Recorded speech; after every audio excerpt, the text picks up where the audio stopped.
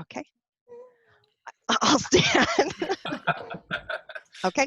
I pledge allegiance to the flag of the United States of America and to the republic for which it stands, one nation, under God, indivisible, with liberty and justice for all. Well done. We sounded horrible. Yeah. There's a little lag Big effect. echo. Okay, so let's see. So to kick it off, approval of the May 20th meeting notes, which I think that should be June. Let's go with It June. should be, you're correct. No problem. Okay, so approval of last month's meeting minutes. Any comments, edits? All in favor? Aye. Aye. Aye. Aye. Okay, super. Approved. Okay, so we have 2 grading permits up. The first one is 741 Harrison Road, and Trish had sent out a new link for that. So do we have someone here from 741 Harrison? That's me, Dave Fiorello from Hi, Omni. Dave. How are you? Welcome. Good Good, evening, good. Do you have plans? I have links on mine. Yeah, we got a revised plan, Dave, We have the I'm sorry? revised So- plans. which has a Let's- tree We table. have the on it. revised plans. This is a Yeah, so Ian, if you can give us plan. one This is a second. permit that was, sure. Yeah, so I have it up on my desk, but Ian, can you pull up 741 Harrison? Ah, there we go. Okay, Dave, go ahead. All right, this right here is the landscaping plan that's proposed. I think there's part of the grading permits that may have been submitted separately. Trish, do you have them? I'll take your word for that. I have them on my screen, if I can share my screen with you. That may be better because from what I see in the link, we just have this one sheet, this one plan. Yeah, that one sheet is the replacement tree plan that was submitted. But Okay. what I'll do is I'll link you to I'll share my screen. What I want to do is show you the original permit plan that was submitted in 2018. Because the plan that you're reviewing now is a revision to that plan. And let me explain.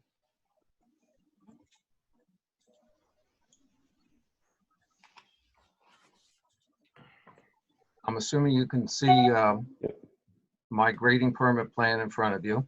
Mhm. Yes. This plan was originally reviewed by Shade Tree Commission back in October of 2018. And this is the 2018 plan. And at that time, we received Shade Tree Commission approval for removing a number of trees.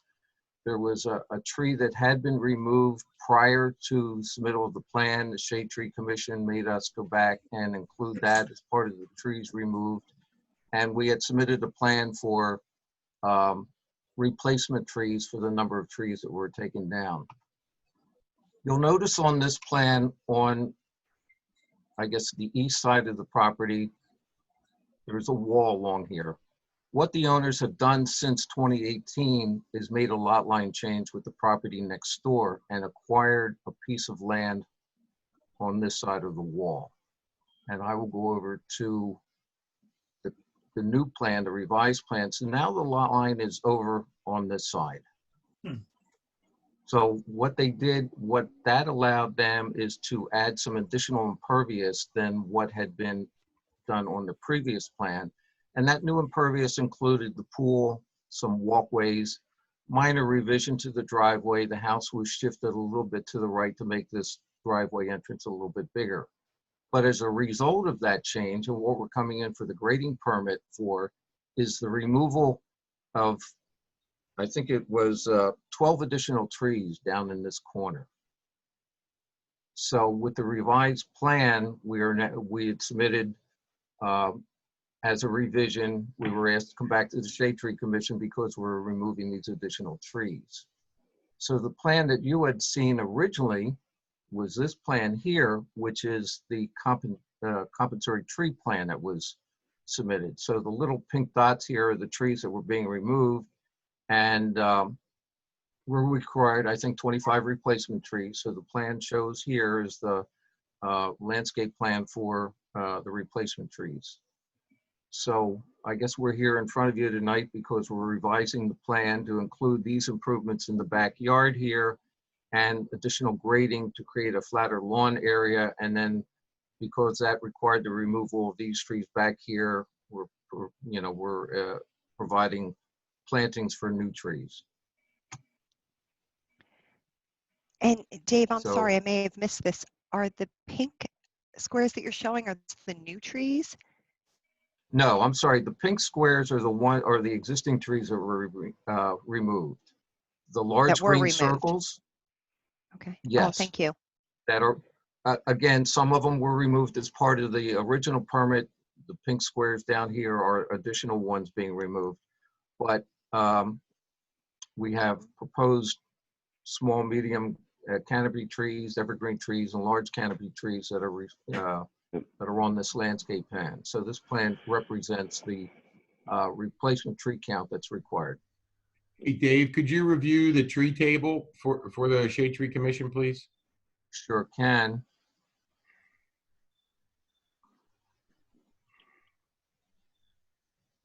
I am not a tree guy, but we've got red maples, cryptomeria, Coosa dogwoods. No, Go I'm up, sorry. go up to the top, Dave. We want to see the actual tree removals. There we Yeah. go. Yep. Okay, And the the tree compensatory removal, John. trees. So these are the additional trees based on the newly submitted plan, the revised plan. This is a total of the trees. We Okay. have 12, these include the ones that were being removed originally. So this is a list of all the trees that are part of the overall project. Okay. So those, I see the ash, the 46-inch ash, the 41-inch tree that was removed on the first phase of the approved grading plan. So we don't have any additional heritage trees, correct? I don't see.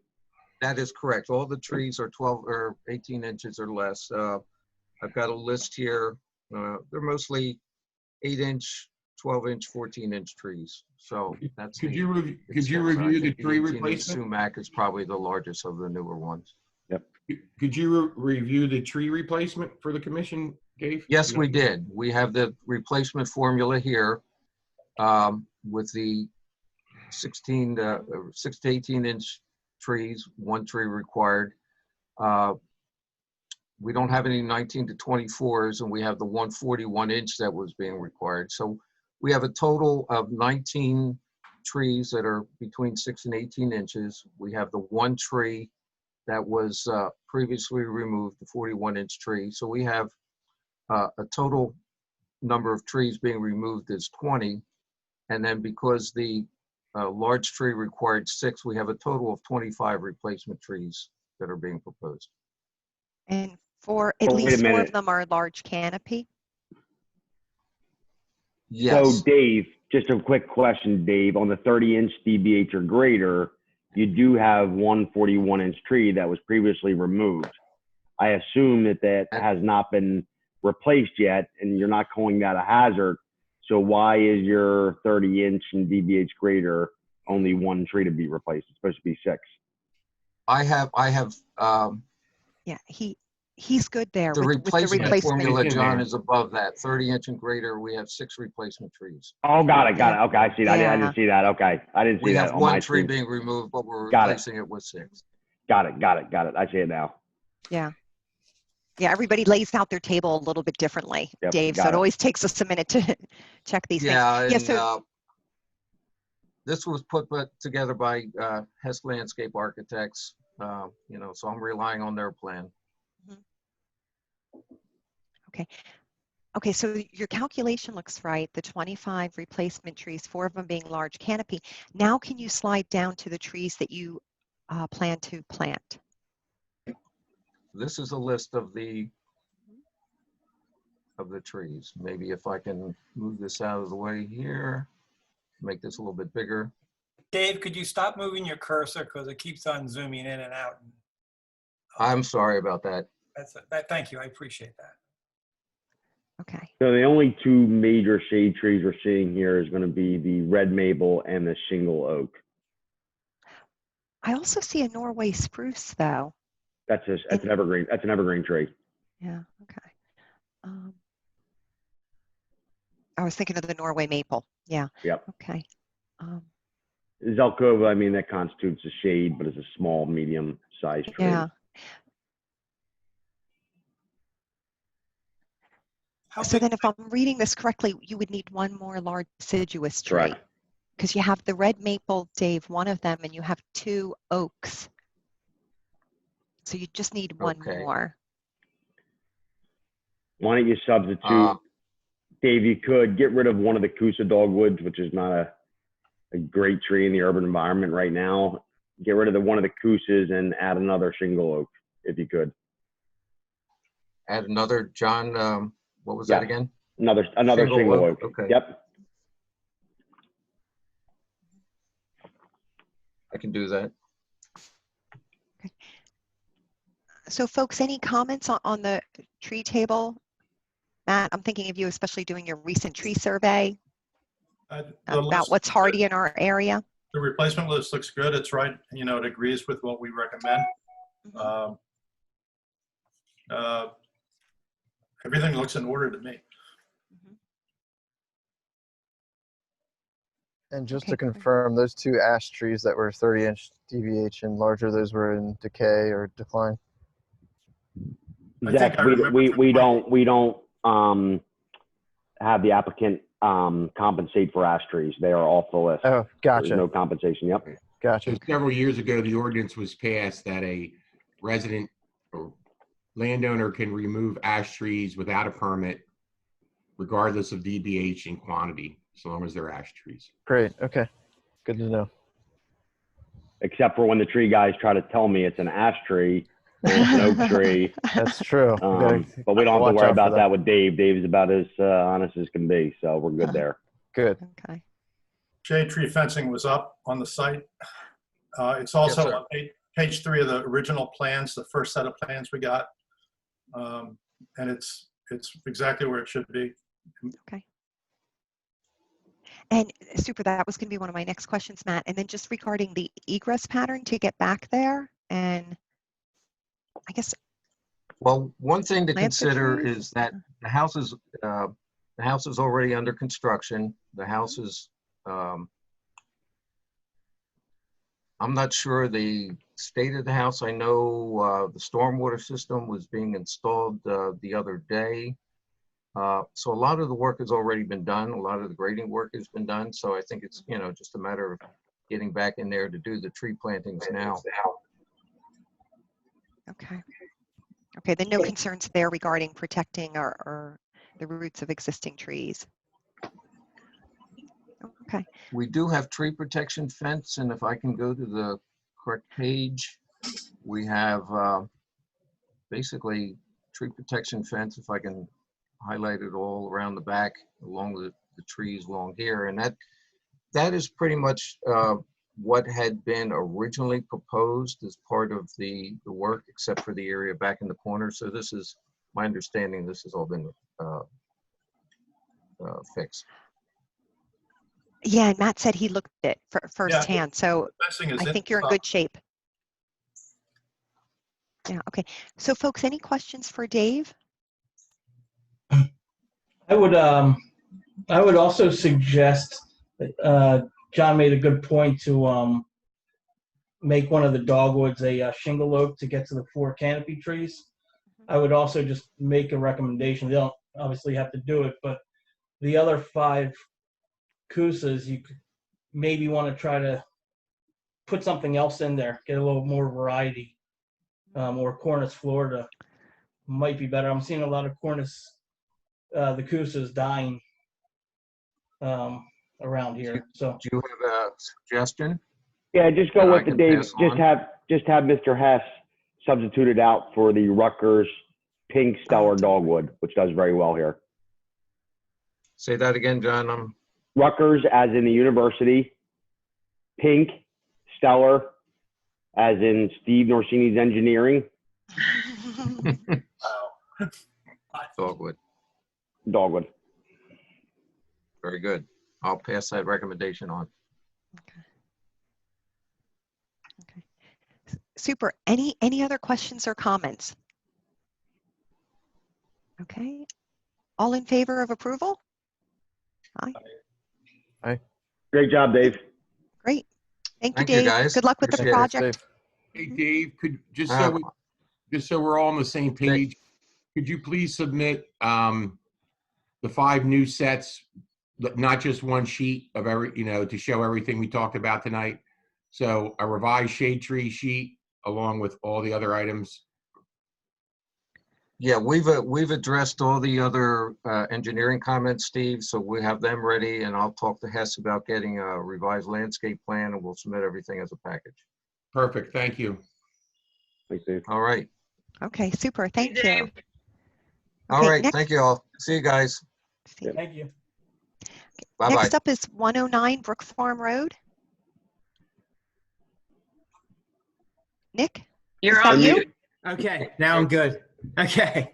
Okay, super. Hey So we now. see you're not removing any trees, but you're moving around some dirt. Yes. Okay, so Ian, if you can pull up the plan. And then Nick, I don't know if you've been here before, but I'll just ask No. you if you can just walk us through kind of like the scope, like just tell us what the project is. And then the things that we're interested in your case, would be any existing trees and any damage you may cause to them by moving around the dirt or like an Yeah. egress pattern. So we're going to build a pool in the lower right-hand corner. So our entrance to the property is that temporary construction entrance that you see off of the driveway. The only trees that are really around this whole project are the 12-inch pear tree that the walkway wraps around. Can you see my Mac? I guess I can't point to it. You guys can't see that, can you? Oh, you see this when I'm pointing at? No. Did No, you 'cause I share think it? Did Ian you is- share it? Oh, Ian shared it. That's why. Oh, well, so it's detailed as the 12-inch tree. The existing paver walkway kind of wraps around it. You see that? Yeah, I Can't can see see it. it. So Try yeah, it that now. one. Yep, exactly, that one. You got it. So that tree right there, and then there's the 3 other spruce trees on the neighbor's property. They were close, so we had the surveyor mark those. We thought they were actually on our property, but they're the neighbor's trees. So those are the only trees that are in danger of this project. I mean, there are some trees coming off the driveway, but we're not around those. Next to the temporary construction entrance.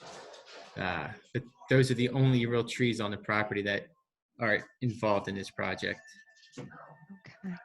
And Nick, can you describe to us how you're going to get back to the construction area, which I assume is the pool back here? Yeah, it's through the temporary construction entrance, and it's we don't have much room just because of how hard this backyard slopes. But we really only have room to get a mini excavator and a small bobcat down to the pool. So what's going to happen is we don't have any kind of heavy equipment going back there just because we can't. No dump trucks are going to go back towards the pool. Everything is going to get dug and then taken out to the entrance and then loaded on the driveway. Okay. And do you have tree protection fencing? Not yet. We got the your recommendation, what you guys want. We got that when you guys sent over the changes that we had to make, but we're going to put those on now. So they're not. So it's not shown on this drawing here. No. So the 200 cubic yards of dirt is the dirt from the pool. Yes. Has construction started? Yeah, we replaced the existing paver patio up top. That was done, and we moved. Some of these steps are in different locations, and that's been done. Thank you. Okay. So what we're going to need to see is a revised plan showing tree protection around the 12-inch tree.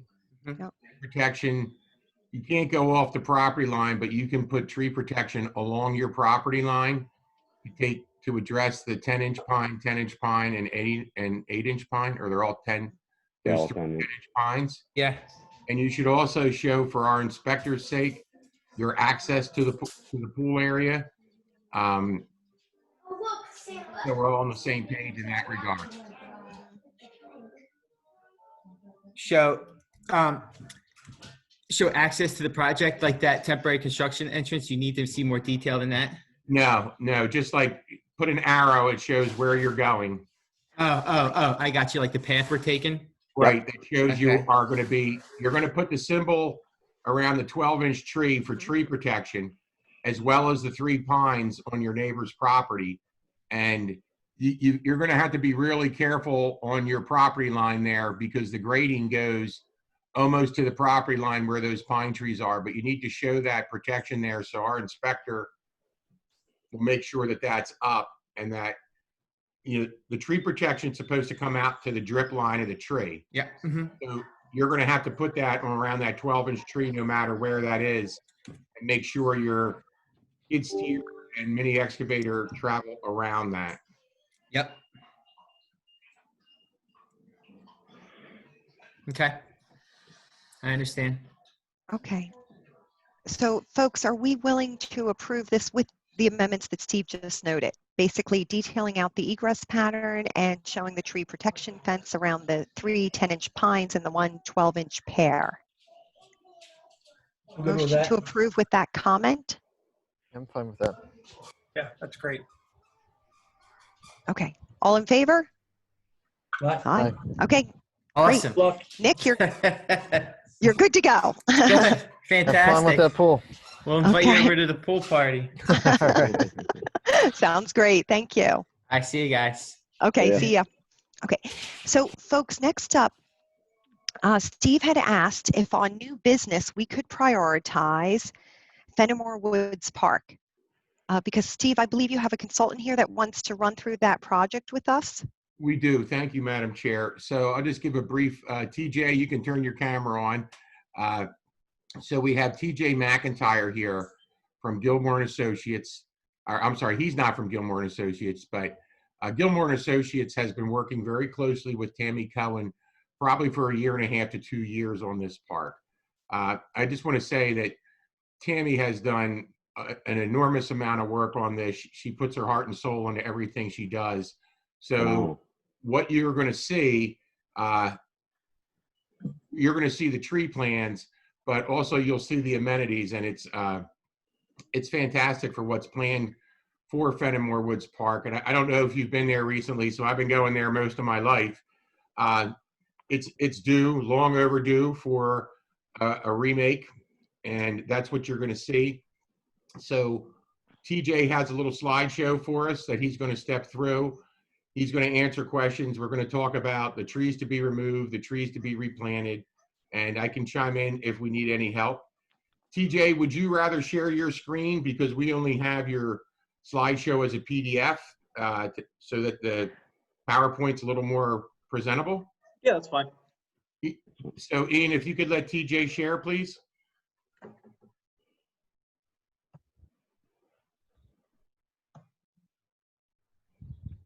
Give me 1 second.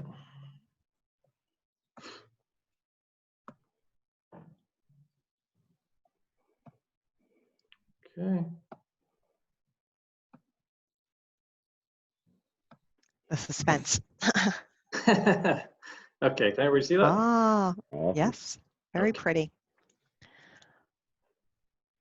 All right, so as Steve said, I'm here to talk about Fenimore Woods. So just as a little context, I'm TJ McIntyre. I am a registered landscape architect with Gilmore and Associates and project manager. And I'm here to talk about the tree removal, tree replacement, compensatory tree items for Fenimore Woods. So just as a little site context here, Park, Radnor Township, Eastern University sits to the east, Cabrini University to the north, and then the surrounding residential areas to the south and west, bordered by mainly on Eagle Road, but Paul, Shimoni, and Fenimore Roads as well.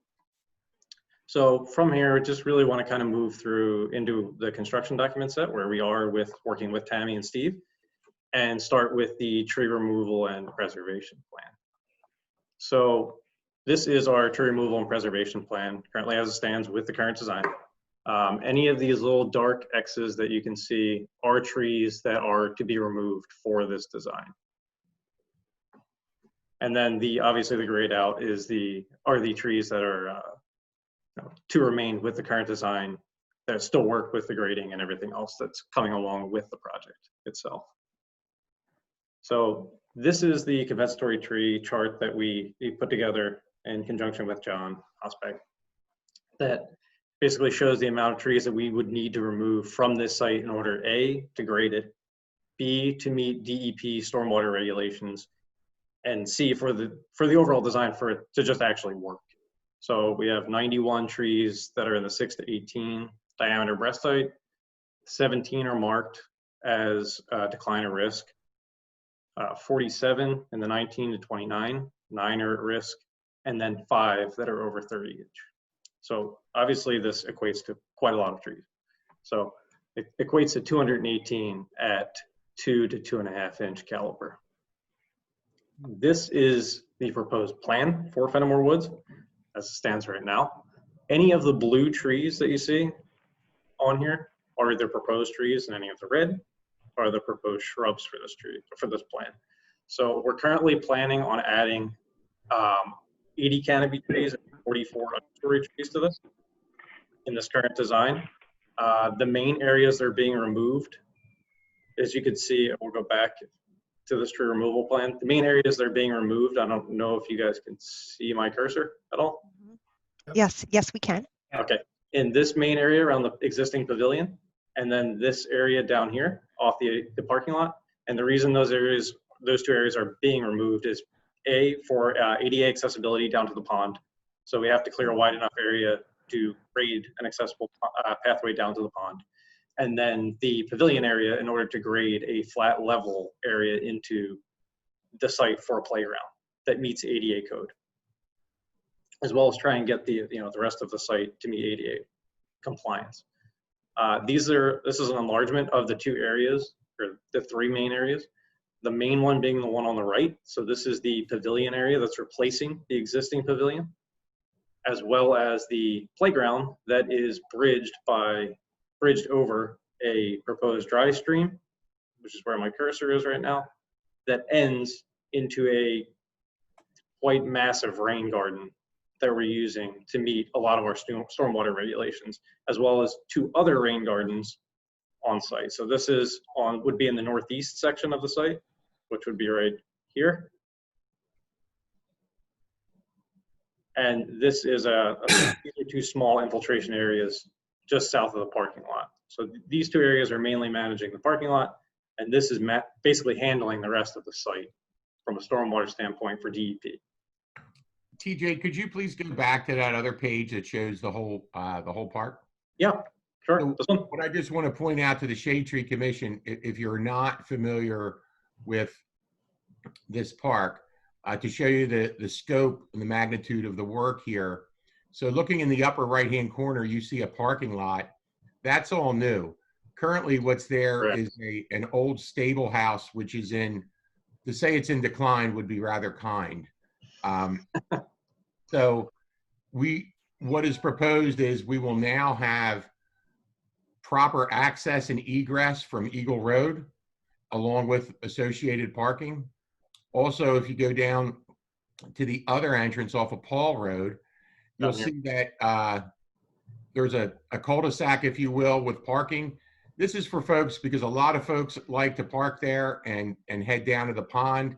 Right now, it is just a irregularly shaped stone parking lot. As you progress towards the top of the page, there's additional parking. That's where we figure a lot of folks are going to park, access over the bridge, and then to all the amenities that TJ mentioned. The pavilion, the playground. The bridge serves a purpose to get us over the dry stream, but it's also a very nice aesthetic feature. So I just wanted to, if you're unsure of what the park looks like now, it would look nothing like that when this is done. Right now, there's just a little stone parking lot in that lower left corner. The pavilion has been in need of replacement since I started working at Radnor 9 years ago. The upper parking lot not good traffic flow whatsoever, along with the stable house, which will be demolished, which needs to be demolished. And if you could also take a look, and TJ, would you please expand while we're looking at this page? Sure. Could you kind of go through what your plan is? Like when I look at Paul Road, I see tree after tree after tree of proposed trees. Just talk a little bit about what you have along the streets, what you have in around what I'll call that center island where all the activity is. If you wouldn't mind just stepping through in basic terms what your plan is, what you're proposing for those areas, because all I see is a lot of blue circles, which is great. I want to see all those trees, but it'd be great if you could talk about it a little bit.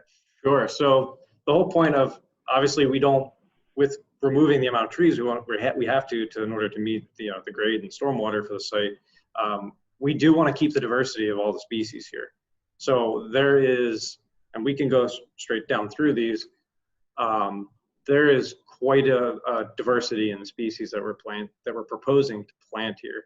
And what we really want to do is, keep the buffer with Eastern University, with not only the existing trees, but supplement with canopy trees, as well as some understory trees for that to really grow in. And I don't want to say block out Eastern University, but kind of give the park its privacy a little bit there, as well as giving the walking trails that surround this entire park, which we've designed into this, kind of their own aspect of privacy into this, so that it can be, a guided run or a guided walk of a certain length or mileage after so many loops, while maintaining the privacy of Eagle Road or the adjacent neighborhoods without, noise and things like that.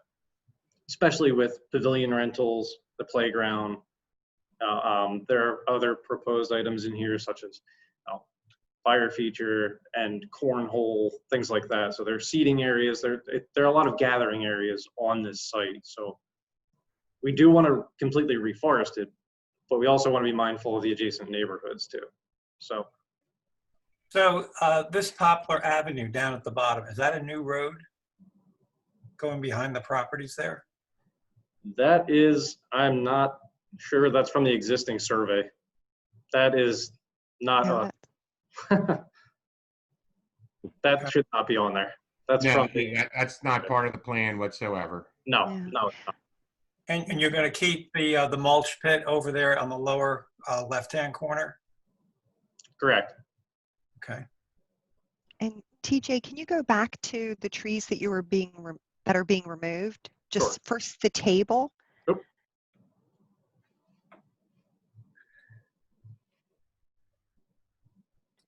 So, okay, so you're removing 5 heritage trees. That's correct. And I mean, those 5 heritage trees were in good shape. No defects were observed during our inspection. However, you can see in the trees above it, the 19 to 29, 9 of those trees out of the 47 were in decline risk or defect related. And again, with the 6 to 18, 17 of those trees. You have to remember that no maintenance has been done to the palette of plants out there probably within 20 years. Mm-hmm. Right, I understand that. I just think we need to do maybe a deeper dive here because you're taking out 150 trees. So can you show us where the 5 heritage trees are? They should be. So you see one here, Mm-hmm. one here, one here, Mm-hmm. one here. I believe the last one is right here. Yep. Okay. And I think, TJ, maybe it's good if you can explain the reasoning with taking a lot of these trees out. And I think the basis, and correct me if I'm wrong, is due to the grade changes, stormwater management, the natural swales that are going to be corrected and to be diverse to other areas. Maybe if you could go into that for a second. Yeah, that is 100% why most of these trees are being removed, or I shouldn't say why most of these, why the amount is being removed is because there is such steep grade change that we can see if on the existing conditions plan. I mean, these aren't even 1-foot contours, they're 2-foot contours. So, I mean, there's a lot of grade change on here. And in order to meet DEP's requirements for stormwater, we have to infiltrate I mean, I'm not doing most of the engineering. I'm doing all the landscape architecture and things like that. So I don't have the numbers off the top of my head, but the amount that we have to infiltrate on this site is quite a lot based on A, the size of the site, and B, the nature that's all running downhill towards the Gulf Creek. So in order to, obviously can't cut or fill on an existing tree, so that's why they would have to come out. So if I could for the Shade Tree Commission, so TJ, if you could please pull up the plan that shows the proposed amenities for the park. Sure. So if you look at the new park, I'm in the lower left corner. If you look at the new parking, if you look at the serpentine access for the ADA to get folks down to the pond, look at the parking going up. And then if you cross the bridge to the pavilion, to the playground, and where the stormwater facilities are, if you proceed further to the right, you'll see the other oval shape is another stormwater facility along with the parking up there. So in order to install all these, just like somebody building their home, the grade's going to change. And obviously, so if we are cutting, which would be removing dirt, or filling, bringing in dirt, the trees have to be removed to accomplish these tasks. That wasn't taken lightly by any means. But like I say, I think if you're familiar with the park, you'll see that this is unbelievable, a great upgrade. If you're not familiar with the park, I really suggest you go see it because there's not a lot there, and what's there is aging. Even in the playground is not in a good location. It's not in a proper location by today's standards. That's why we're moving it interior to the park. This also includes a new path around the pond. It's the same path, but it'll have a proper surface. There'll be some more trees that go around that path. I think the fact that we have the ADA access to the pond is fantastic. A lot of folks like that. I mean, I've fished in that pond. Other people do. Other people just sit there and reflect or read a book. So it's to accomplish this work. That's what causes the tree removal. And I'm going to add about the playground. So if you look at the Enki Park playground right outside the township, Tammy hit a home run. If you go to Clem McCrone in Garrett Hill, she hit a grand slam with that playground. I have full thought that she's going to hit this one way out of the park because what she does with these playgrounds is fantastic. So in the end, this is going to be a great facility for our residents. It's just a beautiful facility. But again, those things, in order to enact that, in order to move dirt, to change grades, to level out, to meet the stormwater requirements, look at the oval up in that right corner we were talking about. That's a big area, but it's required for stormwater management. The same thing with the one on the left. So that's where the quantity of trees comes from that have to be removed. Yeah, so maybe if we can stay focused on the trees, we understand, I guess this is the purpose of what the township would like to do. So the heritage trees that you're taking out are all in the rainwater area on the top right, along with the parking lot. So what flexibility do you have around the parking lot in order to save the heritage tree that's in that area? Give me 1 second if I can go back.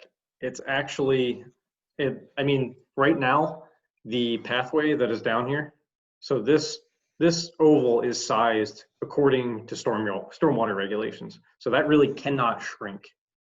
So the only way to really save that tree would be to take away the entire upper row of parking or to remove this portion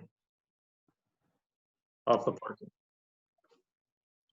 Or you could shift the parking, or you could shift the oval, or reshape the oval into something round. I would think, normally, like if we're looking at houses and residents, they only have a small, piece of land, let's say relative to the house. And, we understand that they've put it in a very certain location because they have many boundaries to manage. But with the park, you have a lot of room here, and you're basically designing it from scratch, the way you're moving around the playground, moving the pavilion. So it's almost like a blank sheet of paper, other than, the pond is fixed and the streets are fixed. So it is, but it isn't. And the problem with it not being fixed is because the grades are so steep here. In order to put stormwater infrastructure on a steep embankment, we would have to bury it very, very, very deep, and it would have to all be retained by some sort of wall or structure. And it's adding a lot of cost. It's adding even more grading. It's to do that kind of things. We're more or less taking the natural characteristic out of it. Besides the trees, we're taking all the natural hills out of the park itself, and we can't come too close to the Gulf Creek. So if Or I else might we ask, engage the Army Corps. Is this all driven by the fact that there's a parking lot up there? now I'm going to jump in here for a sec. So again, if you're not familiar with the park, TJ, could you run your cursor around the steep slopes that go from the upper tier down to the creek? Sure. They start right about here, and they go all the way into here. So what he's showing folks is like a step. So the pond is at one level, and then you have these really steep slopes, 20 or 30 feet up to the second tier where all this other work is. So to slide closer to the pond or to move, you start to disturb those slopes, which would also incur the removal of additional trees that are on those slopes. And it, like TJ said, so you'll go from what are slopes that have been there and they're forested and they have vegetation to having retaining walls to be able to keep our stormwater management. So you would lose a lot of that natural topography of the park. And to be honest, it would just the redesign costs at this point, and not everything comes down to the dollar, but we do have to be mindful of taxpayer dollars. The design, Tammy put a lot of work into the design, and there was a lot of back and forth on it. So these facilities aren't chess pieces that we can just move around. There's a huge cause and effect if we do that. So if we slide something down to avoid one thing, the effect could be the removal of many more additional trees, as well as those slopes, which, TJ, I don't remember the ratio of those slopes, but there are certain slopes we're not even allowed to touch based on our Steve, own I think we got it on the slopes. We're good. TJ, maybe you can try showing us the heritage trees that you are leaving. Right, so you can actually see them in this plan. So you have here, here, here. These are all heritage trees that are staying, that are not going anywhere. We actually graded around them. We purposely tried to grade around these without touching them. The 5 that we're removing were just almost unavoidable for us, just because, like Steve said, for stormwater reasons and for grading reasons. But these are just outside the extent where we don't actually have to touch within their drip line. Eileen, I just looked at Steve Schreiner surveyed, he had 2 teams that surveyed Fenimore in February. There are 40 heritage trees. They did their count was 170 trees because they didn't go into some of the deep woods areas. They just went where people were walking or where there were cars or where there stuff like that. But of the 170 trees, there are 40 heritage trees marked by Schreiner, and of those 42 were in good condition. Their team judged the others to be fair to good or fair to poor. Okay. So the total number of heritage trees in where people are going to be is 40, and we're losing 5, right? Correct. Can I also add? I'm very familiar with this park. I use it a lot. Not only is it the slope, but there is root bear. I mean, all those heritage trees. The ground the erosion is terrible. So it's, even if we saved them, we would have to do something to save them further. I do think it's worth it. I have a question though. What is the biggest replacement tree that we're considering, TJ? As far as caliper size? Yeah. 2.5 inches is what they're all labeled right now. So we can go, this is the table of plantings that are being proposed. So, and how tall does that?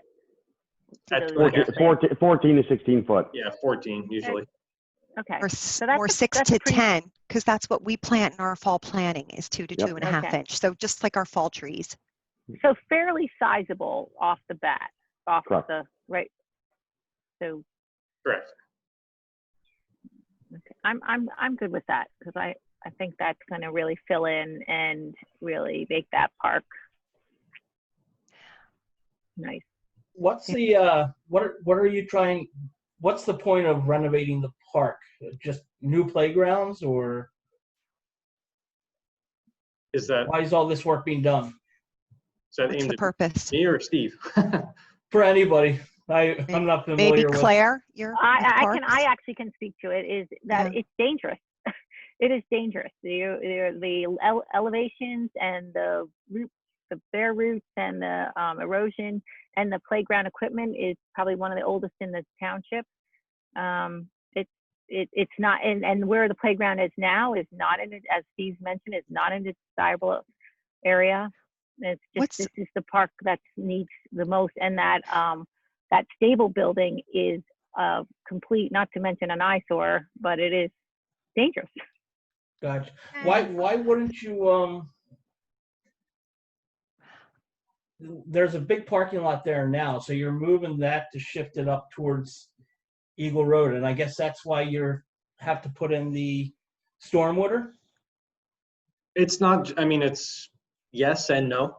It's to manage everything, any impervious, so the pathways, the pavilion. It's not necessarily set for one item. It's just the entire site. Yeah, so why wouldn't you just keep the parking lot as is?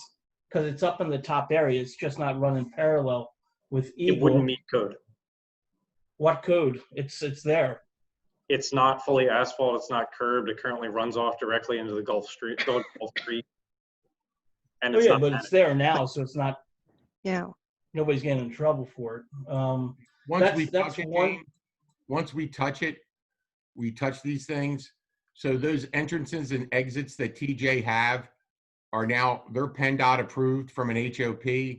So it starts to get a little bureaucratic, but we're to have safe access and egress, we have to follow these guidelines, which we don't have now. No, I understand. That's why I'm saying keep it the way it is. So yeah. It's been fine. My family goes there all the time. We don't even live near here, but we use the play sets all the time. We park in the lower lot.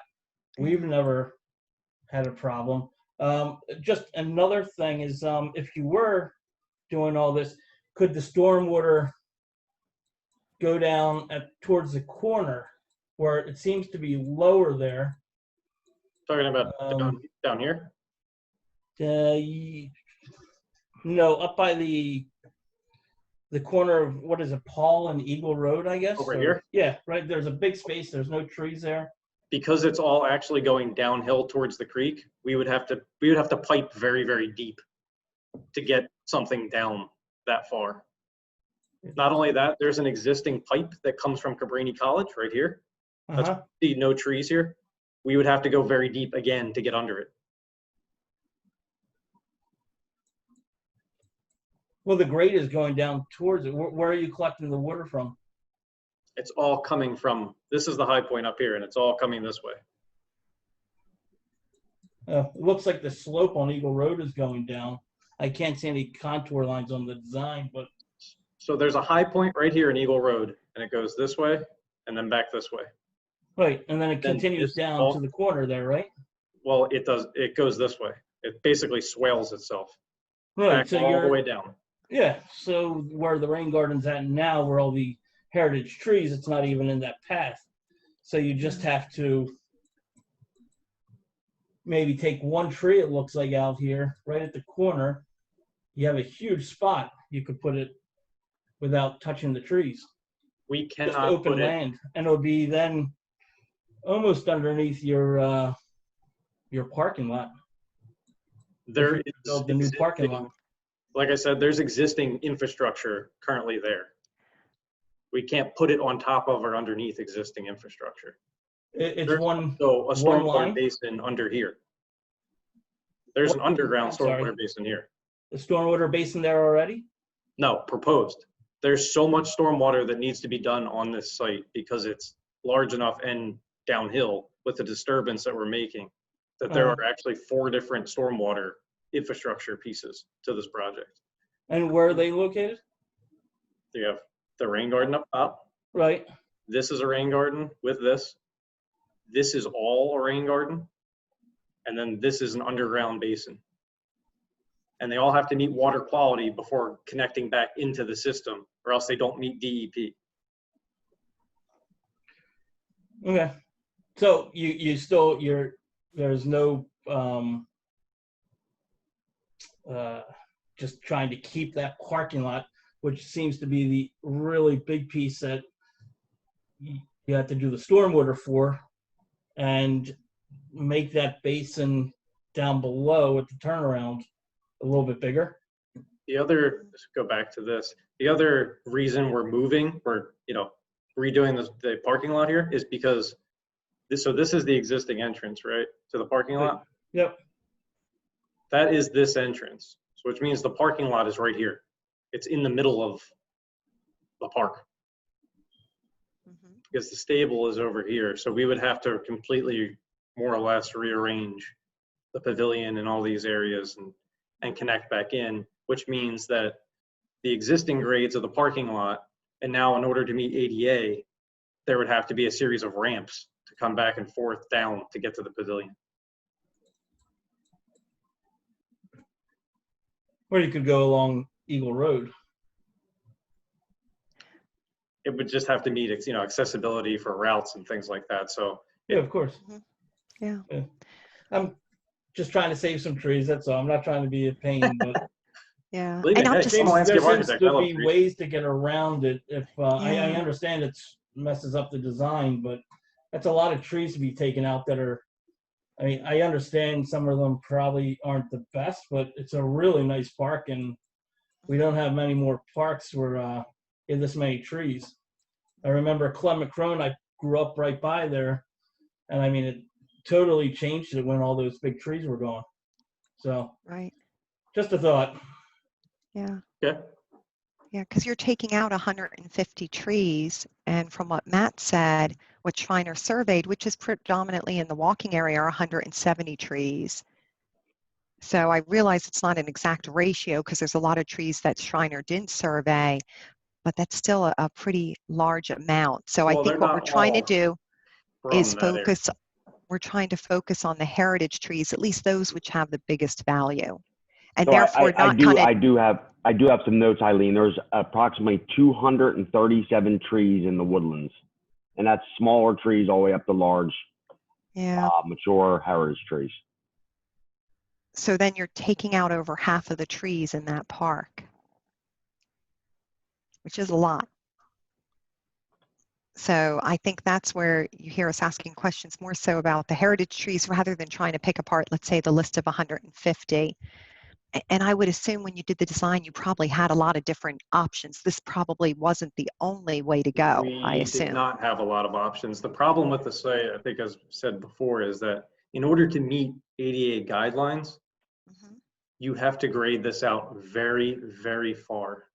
Because a 5% slope when you're grading, you have to chase it really far. It's the only way to get it to meet ADA guidelines, especially with a 2% cross slope or less than 2% cross slope. So, for example, the ADA parking up here has to be here because this is the only portion that we can get to 5% to get people to the pavilion. Yeah. Okay. So the only way to do it was to go through the center of the park. Yeah. Yeah. So I think just kind of concentrating on the trees, right now you're taking out over 50% of the trees and you're taking out over, let's say, 10% of the heritage trees. So I'll just open it up to others on the committee. Do you have comments, questions? Eileen, you said what percentage of heritage trees are being removed? My understanding is 5 out of 40, so just slightly over 10%. Based on what you told me about Schreiner. Just remember that Schreiner missed some heritage trees because I didn't want him wandering back by Eastern. Yeah, that does not include the woodlands. Yeah, so that 40 heritage trees are where the park is used.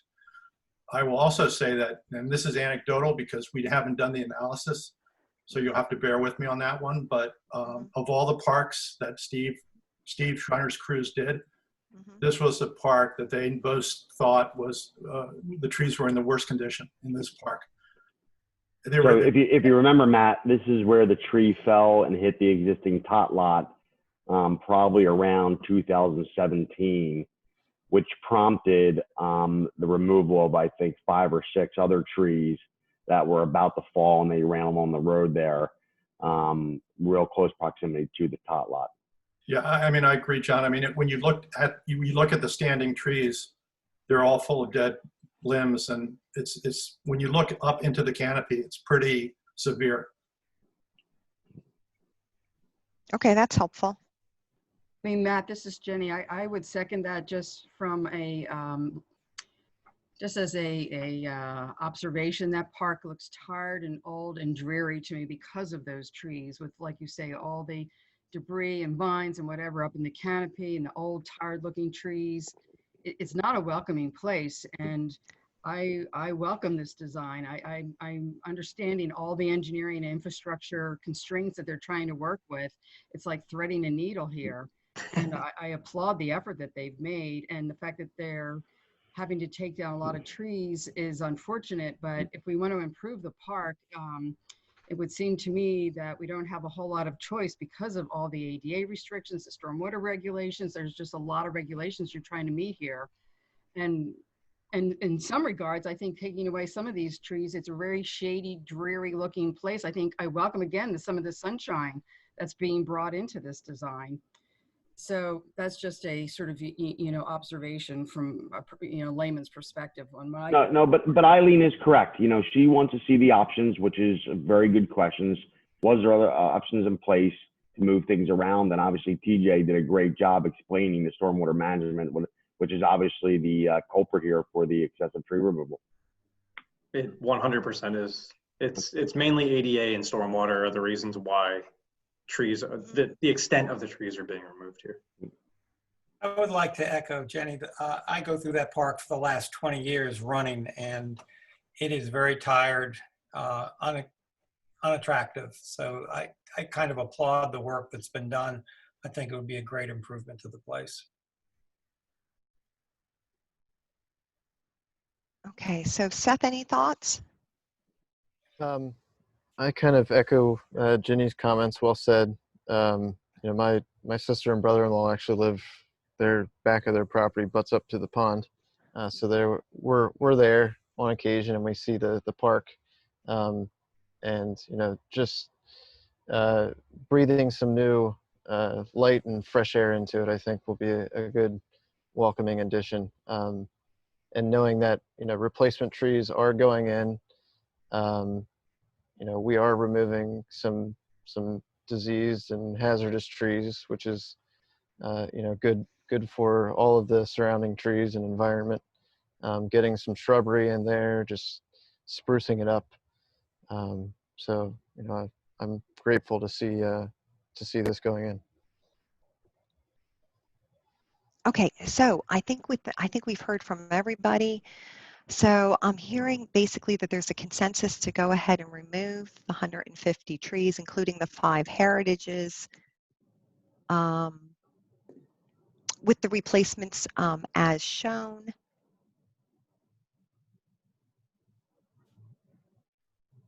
So motion to approve? Motion to approve. Aye. Aye. Okay, great. Thanks, TJ. All right, thank you guys. Thank you. Okay, super. Okay, on to the goals. So 2 things. One, we don't have to cover everything tonight because we have another meeting coming up towards the end of July.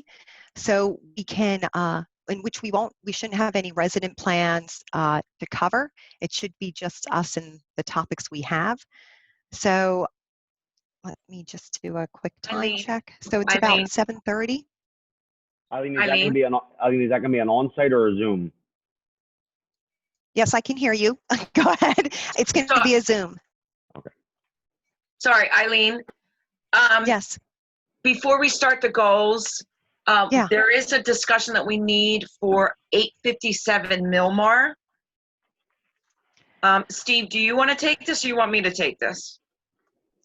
Ms. Sherwin, I'd be happy if you took this. but Okay. I will chime in as I always do. Okay. So we received a call last week from the resident at 857 Milmar. I'm sure you've heard it on the news. You probably didn't realize who it was, but her husband was killed. He was struck by lightning. And so she called us. She needs to sell the house. She wanted to know what exactly she had to have done so that she can get the house sold. I talked to Steve. Steve said, you know, we need to bring it to you guys because originally you required her to replant X amount of trees. And it's now, we're just throwing it out to you to ask you, what exactly would you like to do? So can you refresh our memories? When did she come before this committee? A couple months what was the ago. plan? How many trees were removed? How many are required? All that kind of good stuff. So go ahead, Trish. I'm sorry. So she came to us a few months ago because she cleared a bunch of trees without a permit. The exact numbers, I would have to go back in, and I can get them. It was 14 trees, Trish. It was 14. Okay. Thank you. Yep. John? Trish, is this the house that they were remodeling down on Milmar? Yes. Oh yes. My God, that's awful. Yeah, yeah. It is very tragic. And she had two sons. Yes, yeah, two little kids. Yeah. So can you tell us more? So I agree it's tragic, but I guess to make a decision, we kind of just need to understand more. So she came before us a few months ago. She took down accidentally 14 trees, and what was the recommendation? She agreed to the Shade Tree Commission's replanting scheme. Mm-hmm. So now what she's saying, with the death of her husband, he tapped out. So I understand. I just didn't. I don't have the authority. Can you just tell us the replanting scheme? Can you just tell, like, are these 14 heritage trees? Were they 14 normal trees? If you could tell us the details, we can come up with some solution. Yeah, I'll jump in here. There was no heritage trees. It was 14 trees. They were all around 18 to 24 inches in DBH. Okay. She wanted to plant some evergreens for the buffer, and she was fine with that. And that's what we proposed, and that's what she accepted. John, was this one of the ones that did not have an awareness of the ordinance? Was she one? Yes. That is correct. They were supposedly, I guess, new to the area, I believe, and did not understand the ordinance. Mm-hmm. And her husband was on a roof and was on a metal ladder, and that's how he got hit by lightning. Oh my God. I would make a motion to make whatever easier for her as possible. So yeah, I think we're going to be hard pressed to get her to do anything. That's my thought. Yeah, I agree. So really what she's pleading is hardship at this point, Eileen. Mm-hmm. Yeah, and I understand. It's not a staff decision to say, okay. I guess, John, the only thing we should probably make sure, I haven't been by there, if there are stumps, they should be removed, because if they aren't, the house looks like more of an eyesore with. I concur. And I also feel that whoever purchases the home will obviously do some upgrades. And at that point, we can circle back with them for sure. I mean, I think it would be fair to ask to have the stumps ground out and removed, so it's not an eyesore for the neighborhood. But I think so. This is right down the street from me. I think they have had the stumps removed, and I think they are probably. I didn't even know this happened this softball, and I think they are kind of at least finishing some of what they started on the house, so she can probably tell it. I mean, they were doing. I got your information, Eileen. 14 trees were removed. 28 trees are required, 14 large canopy.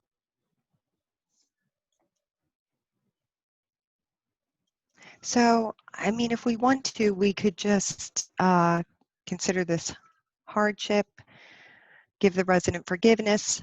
And if we do that, I wouldn't bother with the stumps. Let them just decide whatever they need to do to sell the house and trust that the new owner moves in. They will do whatever they need to do to beautify the house. I wouldn't split hairs between stumps So it and seems like the planting stumps new are already trees. out. So I think that's a great solution, Eileen. So if the commissioner is saying the stumps are out, again, it's a hardship case. Yeah. So And then, yeah. But I think, you know, this again is an example where we need to get out in front and have a way that folks can be educated that this ordinance exists, because this is constant where, not her hardship, not her tragedy, luckily, but I mean, this is constant where people don't know about the ordinance, and you, in some ways, you really can't blame them. So, but anyhow, that aside, that would be my motion. But what do others think? I second your motion. Any other proposals? Sure. Okay.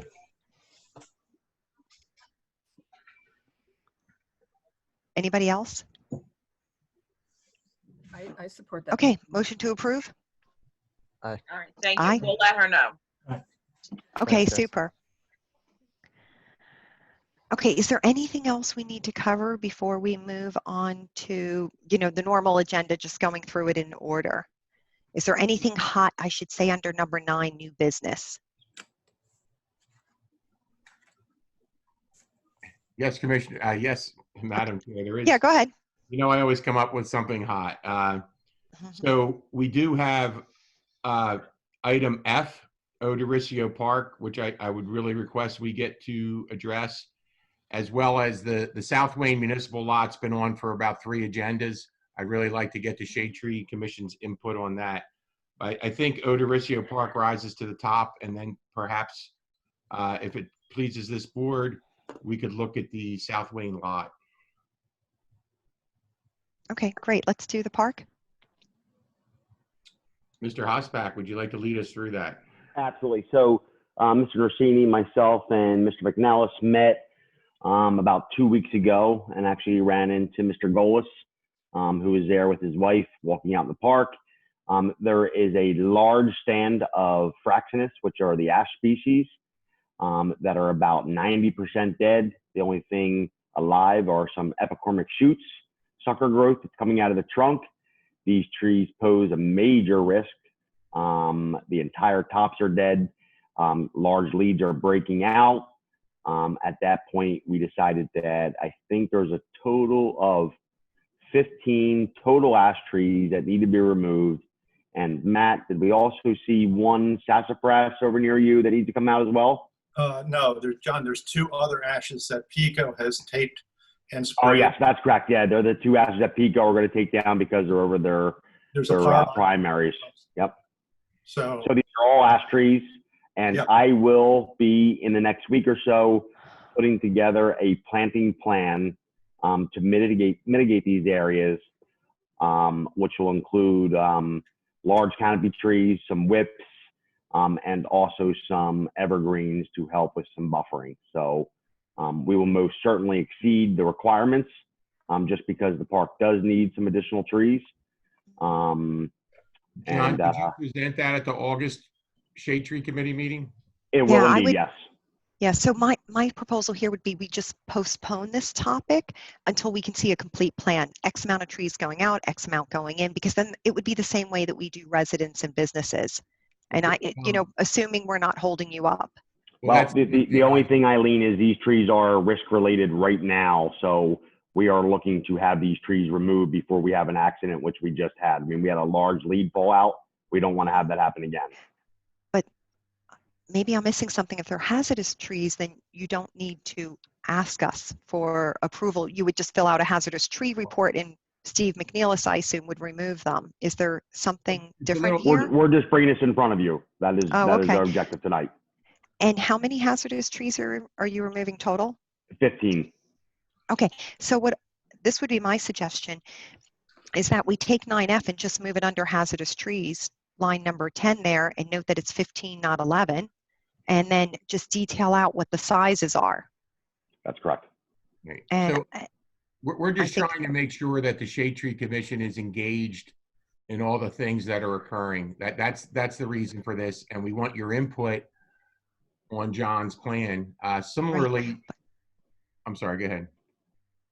So similarly on Conestoga and Sproul, I know I would like to be able to tell, so I would love to be able to tell the commissioners that the Shade Tree Commission, if not tonight, but currently is working on a replanting or reforesting plan. I know they want to see that. I mean, we know the trees have to come down. There's no way out of that.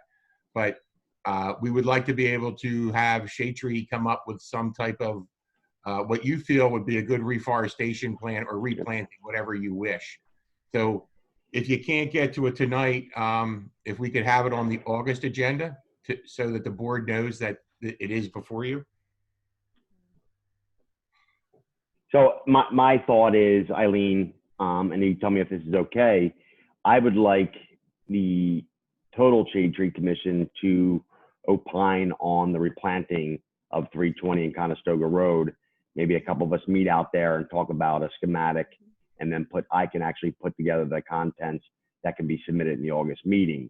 But in the meantime, we just want to get those hazard trees eradicated, and then we'll have a clean slate to work with. Does that work for you? Yeah, the only thing I would ask is I think you need to detail out the number of hazardous trees in that area. And I realize maybe that's tricky because it looks like a wooded forest there. But I just think we have the quantities. I would just, yeah, that's all. I would do it per the system. And again, I would list it under number 10, do the hazardous tree report. And that way the township is obeying the same exact rules as the residents and the businesses. So I think, and then everybody has transparency to it. Got it. So I would do it that way. If we do that, we have a plan to take out the trees. We know how many. Who comes up with how many trees get planted there? Frank, we're just going to follow the ordinance. Right. Well, the ordinance wouldn't require any if you're removing hazardous trees. Absolutely, but we are going to replant this area, both of them in full. So yeah, so go back. I think what's the plan? So I think that's to be determined. So the Board of Commissioners is looking for the Shade Tree Commission, and Eileen's dead on. If they're hazardous or they're ash trees, there is no replanting, there is no compensatory requirement. So the commissioners are looking for the Shade Tree Commission with guidance from our arborist and whatever other sources you wish to come up with something to, and I say replant, reforest. It doesn't have to be X amount of trees. It can be, the palette is yours. It's a blank sheet of paper. Yeah. Yeah, exactly. Because we're really not required How is yet. that budgeted? Exactly. We'll have to work that out too. Yeah. So that I think is the biggest thing we have to watch. I mean, this year, the number of trees that we owe because the island coming down that 476 gateway is over 400. And then these at least are hazardous trees coming out where we don't owe any trees in replacement for them. So we would be coming up with planting plans basically just to regreen these areas. But it would be, I guess, the idea of keeping residents safe first. And so prioritizing the removal at least of hazardous trees.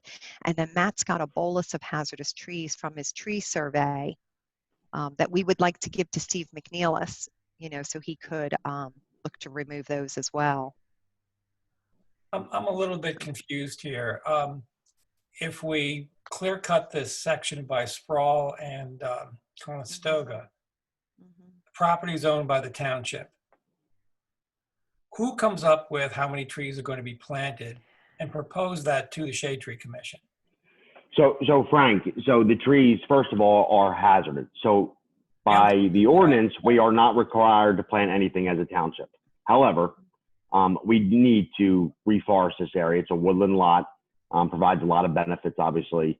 So we have a clean slate, and that's why I proposed having the Shade Tree members get involved in the actual mitigation process of coming up with a new plan to reforest these areas. So we're asking you, Frank, and the rest of your Shade Tree commissioners to come up with that plan. Yeah, it's almost like when the 476 Gateway area was clear cut, they asked us, hey, can you come up with a plan to re-beautify this township property? So it's kind of the same type of idea. I understand now. Thank you. Yeah. Yeah. Oh, go ahead. Go ahead, Lisa. I was just going to say, you know, as a commissioner and having, you know, all of us having lived through what happened at 476, it would be great to know that, you know, you guys knew these trees were hazardous, they were going to come down, but there is a plan to replant. Because every time I drive by there now, I look at that, I drive by there every day. I'm like, people are going to think it's the same thing that happened up there, you know, even though they are hazardous. Unless you look up, you really can't tell. So. Correct. I Yeah, driving by there. on that note, I talked last week with Molly Gallagher, and I sent Molly that little sketch of the survey, which doesn't really locate hazardous trees or anything, but it does list, you know, how many trees are ash. Correct.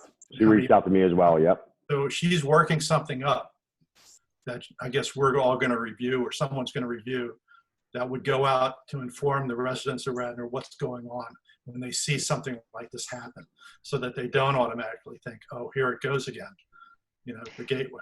So I think we mentioned at the last meeting that it would be good to get out in front of this with some kind of media. Correct. Some kind of media presence. So she's talked to John, I think, she's talked to me, and she's working on a draft. So I think we would all see that. But I think that's important because residents are going to see a lot more of this happening. And, you know, all my neighbors, when they see 15 trees go away in Ordovicio, even though they're standing dead and they should go away, people are going to be wondering what the heck's going on here. What is Radnor up to? So it's, you know, there's a good story to tell. I think we need to tell it before people get the wrong idea. So who's going to spearhead? Matt, am I designating you as the leader here for the mitigation for both parks? I mean, both areas will meet together as a group. That's fun. I mean, Ordovicio is dear to my heart. I've already put 7 trees in. Yep. Myself. So it's like, I'm good for that. I mean, great. I'll do the counts. I'll do the counts of species and the removals table. And then we can put together I'll put a blank table together so that we can fill it in for the actual replacements. Great. Okay. Couple questions, if you don't mind. Go ahead.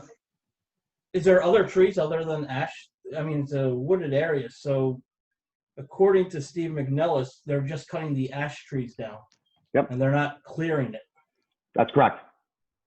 And so there'll be room still to replant? Most certainly. Absolutely. Yeah. James, it's sort of like a cops, you know, it's sort of like a place where people picnic, and a lot of people sit under the trees, watch the baseball game. No, I'm talking about 320 in Conestoga. Oh, I don't know. Yeah, they're all together there, James. I mean, it's one group of ash. It's the stand.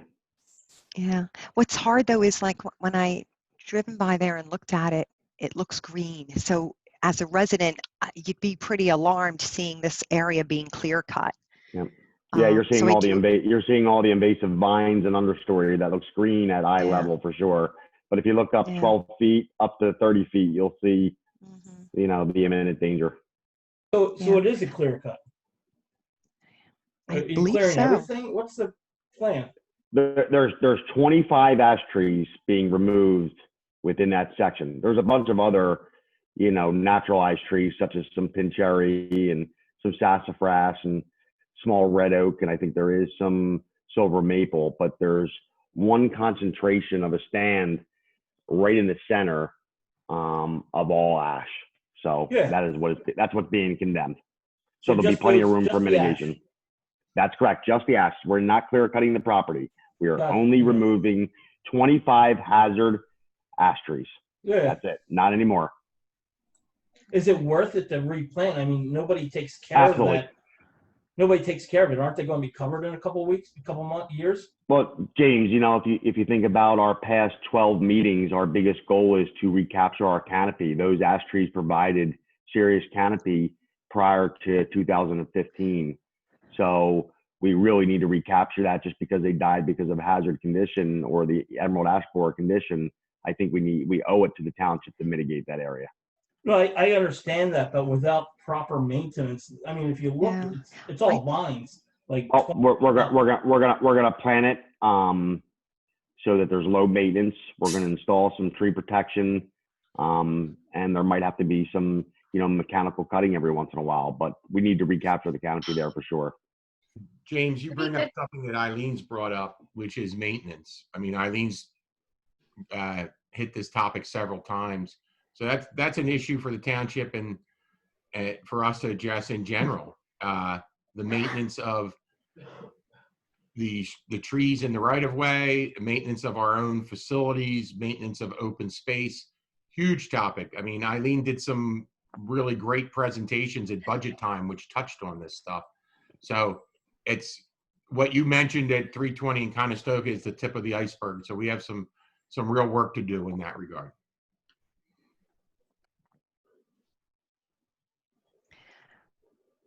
So I do think, to James' point, that we would have to think, if the goal is to maintain tree canopy, is that the best area? I mean, just a thought to think about when we look at this area. Is in regards to coming up with a plan, what is the township's budget for this area? We don't have a budget because we don't know the plan. So it's kind of like the chicken and the egg. So what we're asking, I think I heard Lisa say unlimited, right, Lisa? No, but if you can give us the ballpark. Hey, we're in the middle of COVID here. I don't 1,000? think anybody has unlimited money right now. 100,000? I would say come up with a plan. Let's price it out, and we'll bring it to the board. That's probably the best advice I could give you, within reason. Noting all the things you just said. Well, could it also potentially maybe be something that's phased in? Plant a couple trees one year, plant a couple another year. Yeah. Maybe it could be something that's phased. Yeah, and I think probably the first thing we need is a drawing of the area, and just like what we would typically see from residents, and the trees marked out that will be removed, so we can understand, hey, how many trees are going to be left standing, where are they, and that would inform the plan. That would be the input. Does that exist?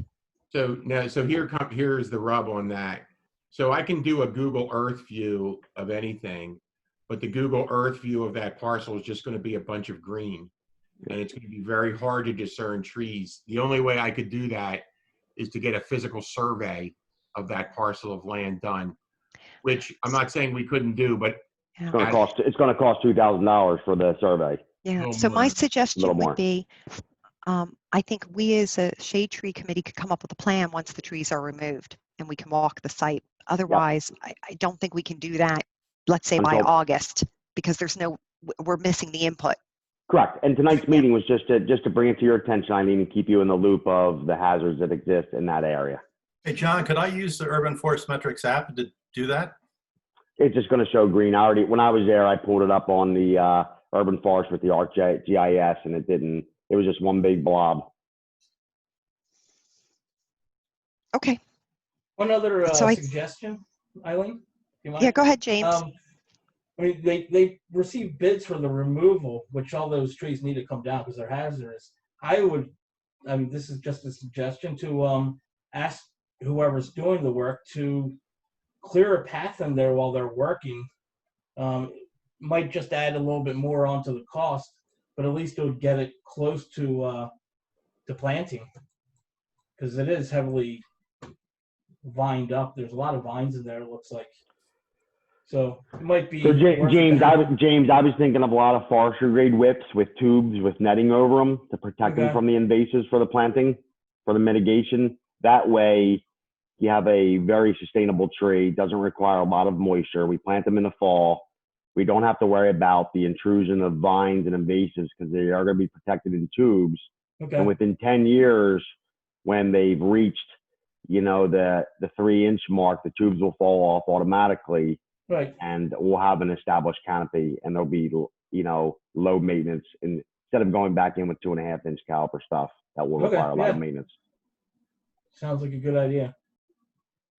Okay, so I think where we're landing here is that we would list 9F or DCO, and we would list the previous item that we covered last month, Sproul and Conestoga, basically under hazardous trees. So Trish, if you can do that for us, then we'll document, hey, that there's 15 trees coming out of our DCO, they're all ash trees, and that there are 25 coming out of Sproul and Conestoga.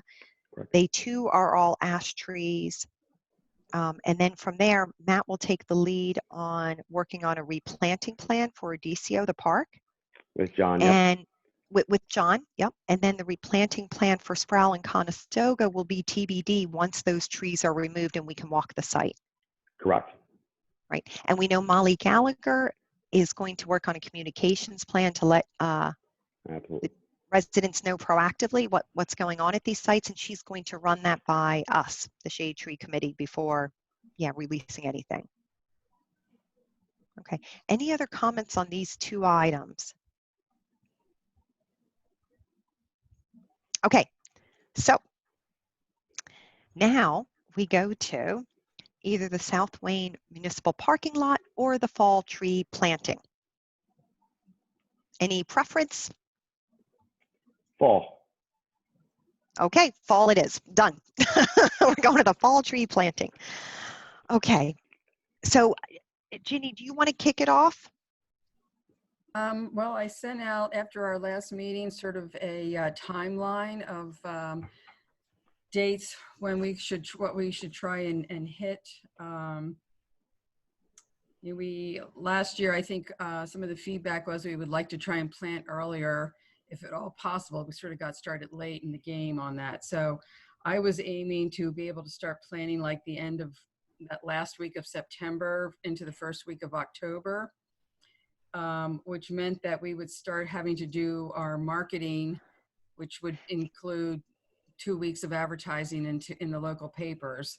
And so if you back up from aiming to plant at the last week of September, that would be like August 24th, that we would start the plant or start the marketing 2 weeks or so.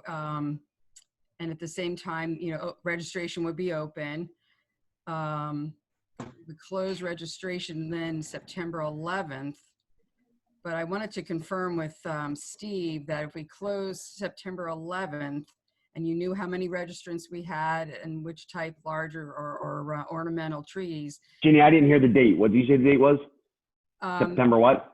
September 28th for planting to start for the next 2 weeks or whatever it would take. But to start marketing, then if you backtrack from those planning dates, John, to start marketing, that would be August 24th. Oh, got it. Okay, got it. Yep. So I was giving us 2 weeks of marketing, which is perfect. Which is sort of what we did before. 2 ads in the paper, and we went around and put flyers up in all the public areas. Molly put it on the website, Facebook, all those marketing channels she uses. Yep. And so Ginny, if we can stay on the timeline for a moment, I just want to know, I get you're starting from the end, working backwards. What's the impetus to plant in September? And I say that only because in my experience, I'm used to seeing fall trees going in October, November. September seems like it could be warm and then require more watering. So I was wondering where we came up with that goal. I was just trying to move it up because I know we had planned at the end of October and it went into November, and there was concern about planning. Correct. I think, Eileen, that's a great question, but I think Ginny hit it on the head there, because any contractor we get that time of year is going to be delayed for some reason, whether it's weather or all the crap that's going on now. So we should probably use that as our guide and then give a timeline when Steve creates the specifications for the contractor who's awarded or bidding. He'll give them a time frame. I think Steve has done that in the past, where there's a timeline from X to Y when it has to be completed. So it sounds like, based on that, at the August Board of Commissioners meetings, I'm going to have to ask to go to receive bids for this project, and then we're going to have to bid it right away. So I think that's going to be a little challenging potentially, because then, I mean, this year we have 140 trees. We need to get that budget okayed with Bill White. Well, we also need to determine, Eileen, for that budget, we were suggesting 70 of those 140 would go to the township. And if any of those going to the township are going to be in the WBA area, Steve made a good point that those will be more expensive to plant. So I guess we also need to determine, out of those 70 to the township, what percentage would be in the WBA, so we can determine our budget. Right, right. So I think I mean, for me personally, I would go into October and plant, and I would feel safe doing that with the idea that fall doesn't even start till September 21st, and typically it's warm. And we have planted trees before we took over, when it was under Kimberly Donchis, even as late as late December. So I wouldn't recommend we go that far, but I think if we're in October and early November, we're still safe. And I think that would give us more time on the front end. I agree with Eileen in that I think before we move, so we have a spreadsheet on Wayne. We know, I mean, if I could, so we can do this offline, one comprehensive list of everything that's going to go out to bid. So I can price that, you know, based on what we paid for in Wayne in the past, what we're paying for trees, roughly $850 a tree, whatever it is. And then that'll help you create your budget for that or determine what falls within your budget. So you can figure that out, Steve, prior to knowing what everybody registers for? So for those trees, they were all like $850 a tree. Yeah. Remember we said you're going to plant. I think we could. Yeah, we could, basically, let's say we do 50-50. So we could do 70 trees times 850, and it would be less than that. Maybe it's 60 times 850 for the township trees. And then we know the resident trees are about 550. Right. So I think we could come up with that, and then read from the WBA, who Claire introduced me to, and I have been working on the township trees. That's what I'll call them, like the downtown Wayne area. But I must admit, it's not going very quickly, at least on my end. You would be surprised how hard it is to get someone to say yes to a free tree. So, surprising. But that being said, you know, we can always use our parks as our overflow, maybe, or DCO, you know. Perfect. Steve, can I ask one question, not to get into the weeds here in just 2 seconds? You know, I'm dealing with the contractor, you know, daily and weekly during the planting, the fall planting. And, you know, I've seen some disasters with previous contractors, and all seasons, you know, they go way above and do a great job. Is there any way, and is it possible, to break this project up into grids or different projects now? Absolutely not. So that would be usurping the process. I'm going to go to jail. It's a problem. You're going to have to support my family. I was just asking. I didn't know. I have no idea. Chris Flanagan's going to arrest me. So no, it is en masse, and it will be a sealed bid. So that's what I'm saying. Once Eileen works out a little bit on, and I mean, I was on that walk. It's fantastic ideas for downtown Wayne. I think you folks will be really pleased when you see these trees go in, if they get to go in everywhere that was planned. So once we have a better idea, I can price that out, because we have Gessler's prices for the Wayne trees, and I can add a little multiplier for adding a year on. And we know pretty much what the resident trees are. So you tell me, I guess you're going to have to tell me when you want to receive bids so that we can award it to this guy or gal in front of the commissioners. So remember, it's going to have to fall on a meeting date. 2 meetings in September, 1 in August, and I'll be ready for whichever, you know, you want to go for. But yeah, I think you really like the Wayne plan.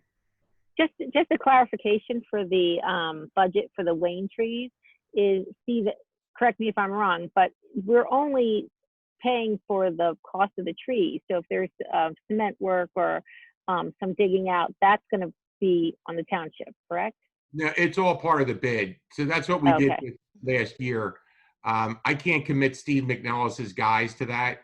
So basically, when we did what we did last year, Gessler was awarded the project. They do it from soup to nuts. It's a turnkey project. And paving, concrete, utilities, everything.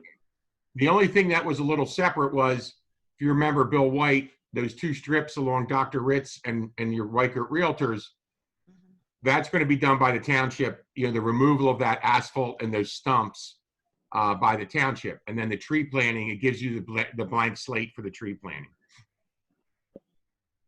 Thank you.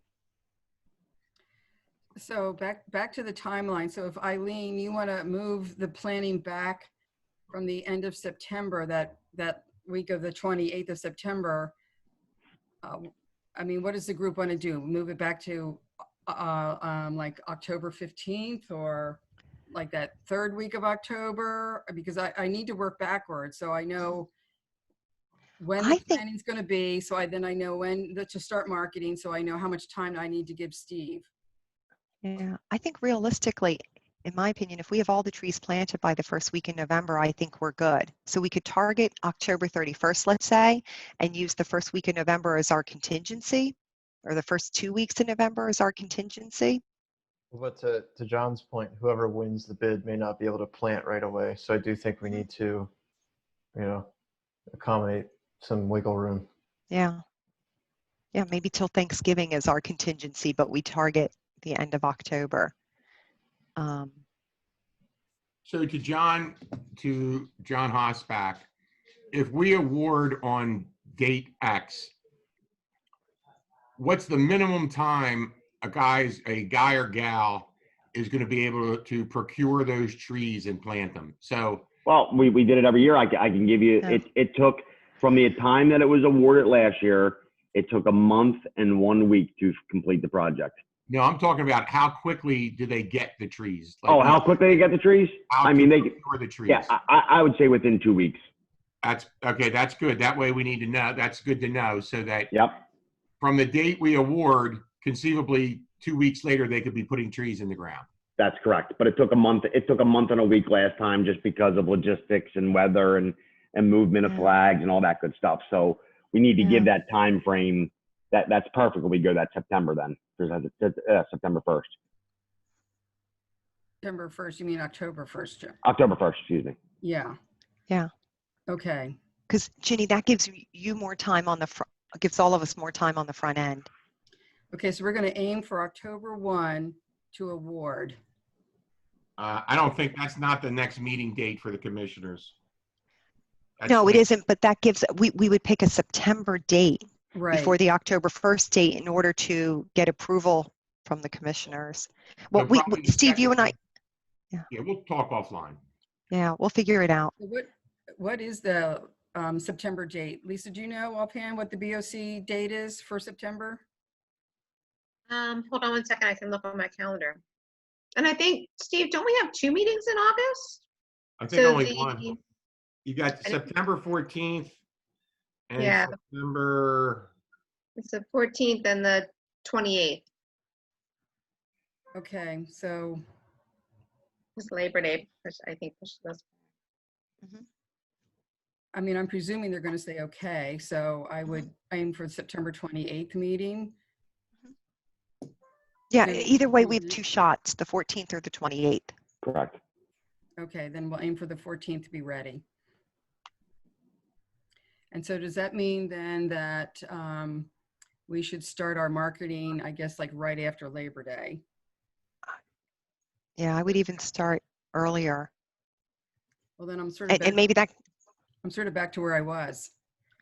Yeah, no, what I mean, yeah, so you would still start as soon as you're ready, really, to market. And then it just gives us more time and gives the residents more time to register for trees, etc. Okay. Because each year, I think we do have trouble trying to get 70 trees, identified to residents, and we end up using overflow for parks. So we need some way to get the word out. And that's where I was asking Radnor Conservancy. They had all 500 trees, registered for and gone, which is wonderful. So I think if we can somehow communicate or raise awareness, then hopefully we can get all 70 taken. And we already have 10 sold at Montrose on Conestoga Avenue. So Montrose community wants to buy 10 trees. They've already that's great contacted me. Yep. So one thing, and we'll work this out online, but offline. So I think I'm going to have to request to receive bids at the August Board of Commissioners meeting. So I think that's a good idea. Is we'll just have to work for the basics so I can present that to the board. And then it looks like we're going to award on probably the 28th of September, but I will need some specifics. So we'll have to get that comprehensive list together. And again, we can work outside of this, but we are going to have to do that in the next 2 weeks, probably. When's your next July meeting, Steve? We had our July meeting. Oh, you're done. Done. Okay. Yeah. And the other thing we can do if we need flexibility, I mean, not all the trees that go, let's say along Lancaster Avenue, need to be as big as those right downtown. You know, if they're further up or on some of the side streets there. You know, so I think we can be flexible in whether they're really large township trees or whether they're the typical resident trees. So by the end of next week, we got to kind of wrap this up for the agenda. How much is each tree going to be, Ginny? Have you guys set the price yet? It's going to be $35 again, like it was last year. Like last year? Okay. Which is a bargain. And it's a total bargain. I mean, do we want to increase it? I mean, I just sort of think everybody's financially constrained this year with COVID. I would not. Yeah. Yeah, I wouldn't increase it, but I think that, you know, the Conservancy got rid of all their trees. I mean, they're free, so that's a thing, but I think people are really paying attention to this kind of stuff. You know, I mean, I shared that stuff out in my newsletter and people clicking on it like crazy. So that's good. John, do we want to offer the same trees that we did last year? I think, I forget what we had, like 3 or 4 different varieties. Yeah, I mean, the varieties last year, Ginny, again, availability in the nursery trades, that's a great palette of species. And I think they're available. If we start to go off the deep end and get some crazy species, it's going to be hard to find them. I mean, it's nurseries were really slow to dig in the spring, just for the mere fact of the COVID, because people weren't planting and people weren't doing the construction work. So I think there's going to be a good surplus of those specific trees that we looked at and utilized last year. Okay, so we'll keep that the same then. Correct. Okay, so Frank and I will work together and get the flyer going and get it circulated and over to Molly. And I guess we'll get started on this then. Ginny, do you have that list of trees from last year that you can send over to Norsini? I'm pretty sure I do, Steve. John, I'll get it. Yeah, shoot it over to Mr. Norsini. He can put that part of his package for the Board of Commissioners. Okay. I think I may have that. The list of what was planted? Yeah. Well, not what was planted, Trish, what was offered. I think we just typically say large or small tree. That's what's offered. No, we gave a species what they could choose from. I'll look and see. Because we went out with the flag, when we went out with the flags, we actually put the names on them. Do you remember, Jenny? Yeah, but I thought for the residents, we gave them, it was a large or a small tree that they chose, basically. You could be correct. And then that way we have that flexibility with the nursery as to whether it's a maple, an oak, etc. Yeah, but we have to give the landscaper, we're talking about for the guy bidding on the project, we have to give him a list. Yes. Yeah. So there we have a list, and then we, you know, it could have 7 trees. They could pick, these are the 4 that we have in stock and are healthy. Yeah. That's correct. So we had the 3 species, and then we went out and we just put, we have 20 maples that are available. We gave you 5, gave James 5, and we went out and split them apart. Yep. Yep. Yeah, that's fine. Can I make a suggestion, please? Certainly. Any chance we could do a smaller amount of the ornamental trees and the larger amount of the shade trees? I know people like the ornamentals, but we're losing a lot of the canopy this year. And with the you know, that's a great question, James. And the only problem in terms of logistics was last year people asked for a shade tree, and when specifically me, when I got out to the place, there was no place to put a shade tree. You could only fit an understory tree. Because a lot of these areas are already, the people buying these trees obviously love trees, and they already have trees on their property, so they're just adding to the collection. So we need to have that mix just because of that logistical issue. Yep. Okay, I got it. So how did you handle that, John? So in those cases where they asked for a shade and it wouldn't fit, did you actually physically have to talk to the homeowner and explain all that? We did. So in some cases, All Seasons and myself, when we talked on the phone, we would switch and we would talk to the homeowner. All Seasons was great about knocking on doors, and there were some people that just did a quick switch. Some areas we had to move. So there's a lot of logistics once that contractor shows up. Yeah. You know, a lot of questions. They did a great job. That's why I really like those guys. They put that little pamphlet in the door and talk about the watering, and And he went back without my phone call and replaced a bunch of trees Really? on his own. So, I mean, Wow. he's proven to me. I mean, his customer service with Radnor Township has been exceptional. It would be nice if we could just automatically award him. Yeah, that's why I was trying to bend Steve's ear, but No. I mean, it might be worth it. Steve going to prison for a few years, I think it's worth it. He can Zoom call in. The township cannot afford to lose Steve Norsini. He cannot go to jail. That's also a scandal we don't need. We don't need that scandal. But I like the fact that Lisa, that scandal. but I like the way Lisa phrases that. That must mean that there are some that we could afford. There's like a distinguishing line here. Past 2 minutes has been redacted. Okay, let's That's move great. this along. Okay, so from the fall tree planting, Ginny, do you have what you need? I think I do. Okay, and Ginny, I just sent Ginny, Steve, and John the tree list from last year. Oh, thanks Great. so much. Thanks, Trish. That was from all seasons. Perfect. And we're going to include state roads this time as well? Yep. Cool. As long as there's no utilities with the state road. Right, or it'd have to be a small tree. Yep. Yeah, and I'll keep working with Reed, and then I'll reach out to Claire when we need to identify the overflow park areas, like Cowan or DCO. And I even have the 320 in Conestoga labeled as an overflow area. That, Great. that could work out well that's too. a good idea, Eileen. Excellent What's idea. that? I'll put in a vote for Sawmill. We actually Sawmill? we lost a tree over there. It came Okay. down. Okay. And there's lots of water there, so we need trees to like suck up the water. Okay. Eileen, in terms of park overflow, John and Tammy would be, and Steve would be really the people we want to start with. So by the time they get to our park meeting, they would know better. So let's loop them in like immediately. Okay, no problem. And then I can just report back to parks on that. Hartford Park has been spoiled the last couple of years, just because that's one of my favorite parks. I've been adding a lot of trees into there, so they're well on their way to established urban forest. That's for sure. Okay, no problem. Eileen?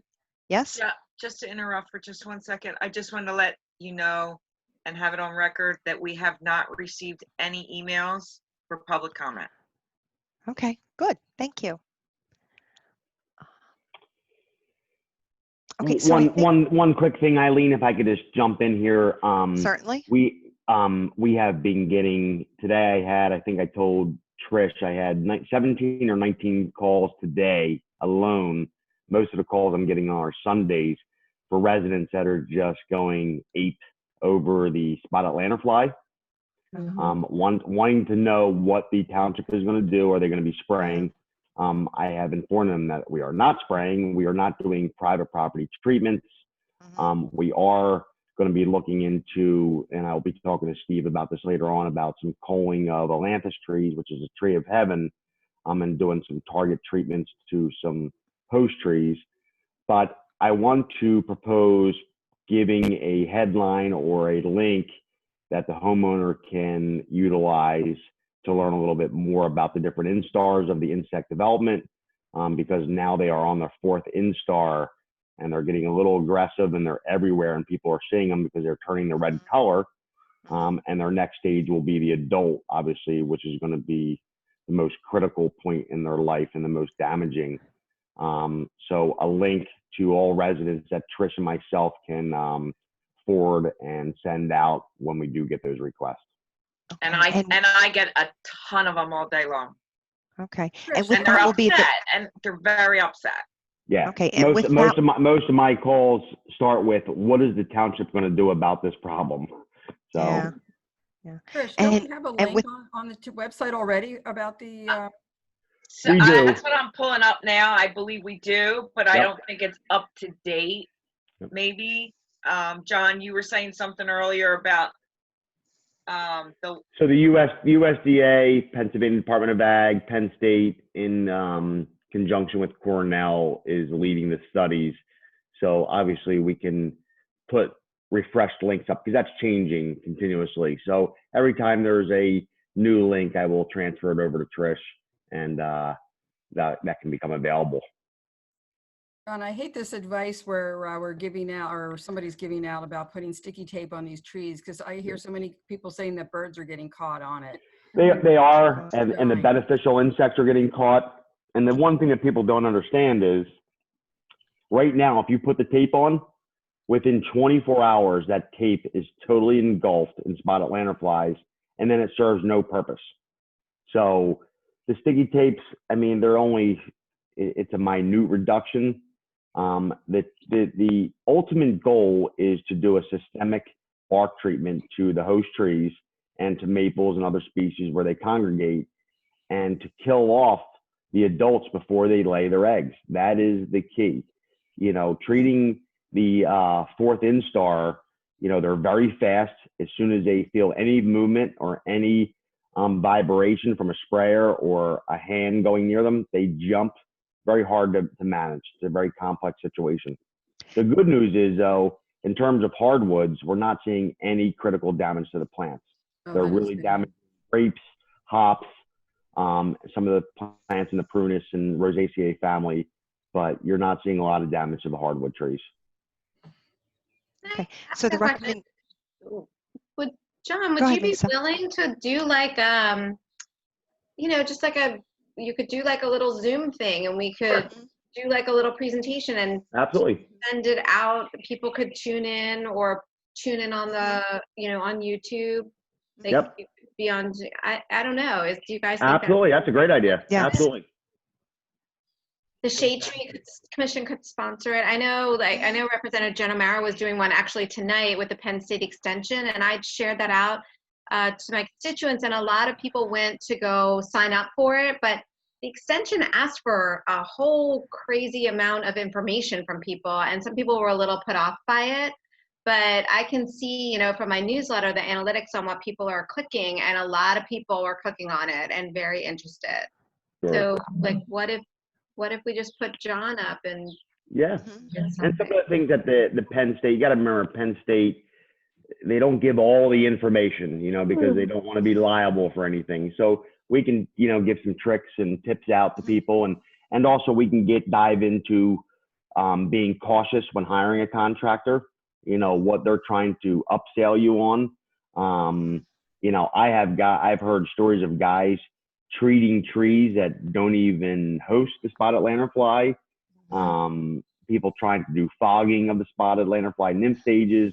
That's not working, and they feel they're being taken advantage of. So we can give some of those tips and tricks. So. Okay, I think that sounds great. Good.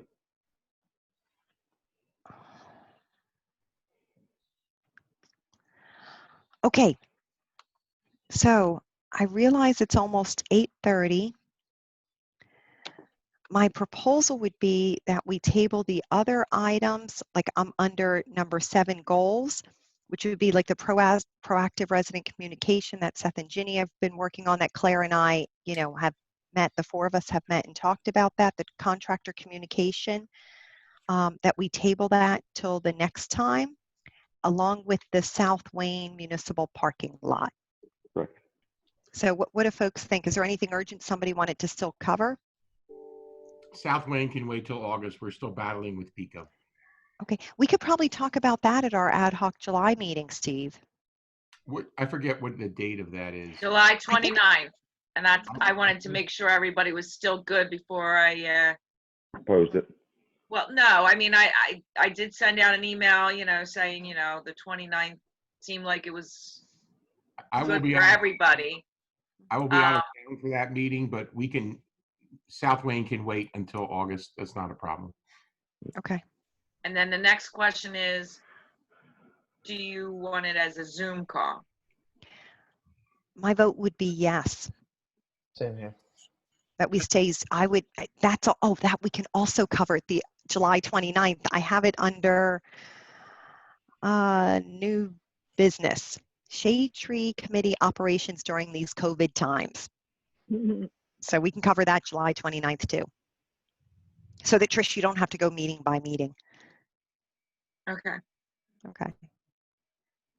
Okay, so it sounds like, folks, I'll work with Trish. I'll, redline the agenda so we have a more succinct agenda for July, but it's basically going to be focusing on the communication. How do we get in front of residents so that they know there is a tree ordinance before they've accidentally removed all these trees and then find themselves in a bind? And we'll, certainly look to lead with the carrot there. We'll cover how do we want to operate in these COVID times so we have a game plan for the rest of the year. South Wayne will push till August. I'm going to prepare a list for the trees being removed at Odorusio and also 320, and I will share that partial list because we'll also add in the planting once we decide what we're going to do at 320 in Conestoga. And then Matt is going to start spearheading his hometown park, coming up with a list, and we'll put that on the chart as well. And ready Yep, for just the put August them under meeting. number 10 under hazardous. And I'm going to give a preliminary list for 320 sizes, species, and some other statements with that, and then we can fill in the blanks on the exact species. The recommended replanting. Correct. Got it. Okay. Hey, John and Commissioner Borowski, just real quick, talking about the video with John, would it be, you want to think about having Molly Gallagher, like ask John questions, kind of like an interview type thing? So that way, say, hey, if a resident sees this, that way, John, you're not just doing a narrative. Sure. And Molly's exceptional at that kind of work. So good. I'll mention that to her tomorrow, and then you guys can work out the details when that will occur and what the script would be. Awesome. Perfect. And hey, guys, just before we go, Steve, do you want to just give us a quick update on the 476 Gateway since you won't be here at the next meeting? Oh, yeah. Sure. So it took a really long time to get through with PennDOT to get where we had to be. So All Seasons Landscaping, as was noted in the proposal, donated the time and machinery to spread the chips. Brian O'Neill of Weed Inks did use the spray to kill what was growing so we could get more to grow.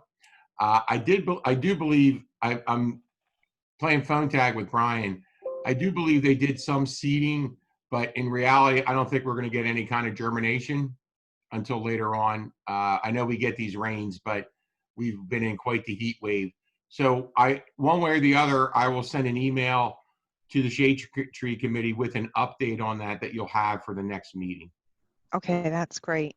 Could you include the Board of Commissioners with that, Steve, just for an Absolutely, update? ma'am. Absolutely. That'd be great.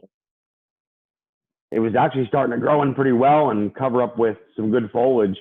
And then it got sprayed off. I thought people were going to start calling again and saying, why did we kill off all the vegetation? Oh, people ask, believe me. Oh yeah, it's still a major discussion.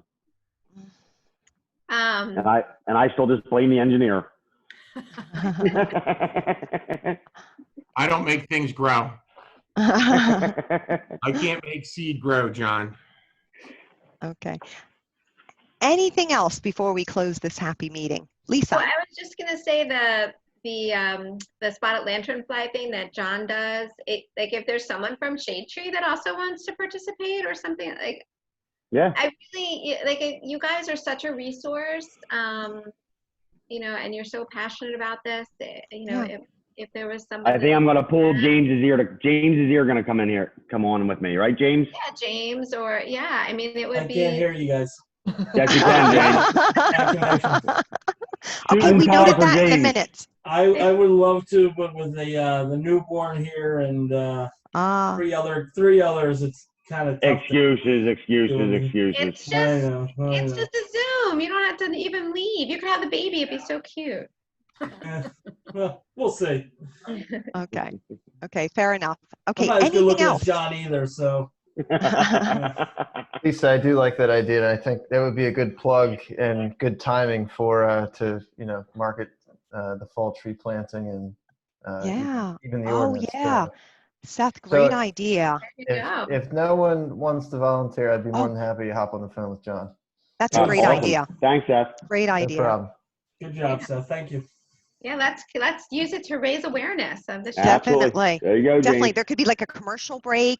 We'll advertise the fall The planting. plug for the ordinance too, Seth. Yeah, Yes. and Yes. Steve and Lisa, I would suggest, Steve, when you talk to Molly, I would suggest we do some sort of, pre-recorded situation that we can all kind of approve it before it goes out into the wild. Yeah, and you'll be able to script it, and you can break this down. I mean, you can have one YouTube or one meeting that talks about lantern flies, one that talks about fall tree planting. That way, people can focus in on what they do. You all can script it, and then I'm sure Ian, the Zoom master, can send you what it looks like. And like I say, Molly and Molly and Ian do fantastic work with this, so it's not a problem. Great. Miss Claire can do a tree ordinance, hazard permit as a realtor. There you go. Yeah, I mean, let's use it. I'm going to tell you, so I have my newsletter that I send out and I put links in it. People are all over this stuff right now. And as a matter of fact, I'm working on collaborating on a little bit of a show with Channel 21 it's called Around Town. And I've asked Eileen to come on as a guest to kind of go through that ordinance. So we're a couple different places. So between the Township, YouTube, and Channel 21, I think we can get the word out there. Very nice. We can promote a GoFundMe to get Steve out of prison. If that occurs. Listen, let Steve go to prison. Hossback, yeah. Steve is not going to prison. That's not happening. John, I'm a little concerned about you, though. All that you're suggesting here, and I'll get Flanagan. I'm going to ask Superintendent Flanagan you have too many stormwater projects to finish. Steve can't go to prison. Yeah. Is there any way to bad rumor to get started out there? That's funny. Go ahead, James. Good laugh. any way to get a plug on the YouTube, whatever it's called, the right before they do the school board meeting in July? I think they're gonna make an announcement whether they're gonna have school in the fall or not. So there's probably gonna be a ton of people watching. And That's if there something could go on the YouTube channel right before. Very good idea. That's a great idea. Just check out the shade tree ordinance if you're taking down a tree. Something like that. I don't know if there's any way to do that. Or have one of the school board members make an announcement. Excellent idea, James. Excellent. Maybe Molly could reach out to Michael Petiti from the school district. He handles all the communications for the school district. Yeah, because it's going to be probably one of the most watched videos this year. Yeah. Yeah, no, that's a great idea. Besides the John. Have you heard anything, Lisa? Have you heard anything? Are they going back to school? Have you heard any gossip news? I haven't heard anything. I know they're working on it. I have heard nothing. I think the July meeting, they're actually going to vote on what to do. Although that could all change in a couple months, but yeah, I think they're making a decision. I don't envy them the decision. It's so tough, really. Yeah. So I'll be coming after them. With Okay. your tree ordinance. Anything else, folks? Okay, super. Hey, Good well, seeing have a nice everybody. evening, everyone. Yes, thanks for all the hard work. Okay, see y'all. Yep. See you next Thank you. Wednesday. Good night. Thanks, everybody.